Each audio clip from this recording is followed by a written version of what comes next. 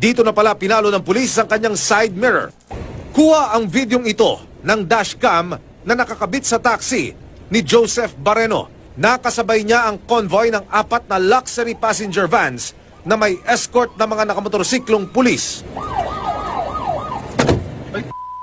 Dito na pala pinalo ng pulis ang kanyang side mirror.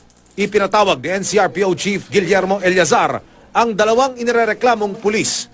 Alam niyo ba offense nyo? Yes, sir. Ha? Yes, sir.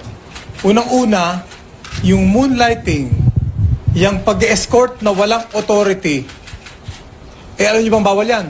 Kinilala silang sina PO2 J. Pastrana Templo Nuevo, naka-assign sa NCRPO sa Cap Bagong Diwa Taguig, at si PO2 Ralph Curibang Tumanggil, naka-assign naman bilang beat patroller sa PCP-7 ng Parañaque. Matagal niyo ba ginagawa to? No, sir. Oh, paano kaya nagkaroon? Ibig sabihin, biglaan lang? Yes, sir. Oh, paano Yun kailangan? ang tawag po lang ng, Oh, namin, ibig sabihin, ng dating rider na kakilala po namin. Siya ang itinuturong pumalo sa side mirror ng taxi. Tinap ko lang po yung side mirror para mag-flag down kasi papasok na po kami dun sa gate.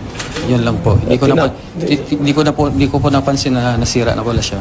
Bukod sa hindi otorisadong pag-escort ng 2 pulis sa convoy ng isang negosyante, pinagbabawalan ng PNP ang kanilang mga tauhan na rumakit, lalo't gamit ang resources ng gobyerno. We will be filing administrative cases against the two for unauthorized escorting. This is less grave misconduct na pwede siyang masuspend ng 1 month to 2 months. 5,000 piso pataas daw ang bayad sa ganitong racket. Humihingi po ako ng dispensa sa nangyari na yun. Na hindi ko naman sinasadyang makasira.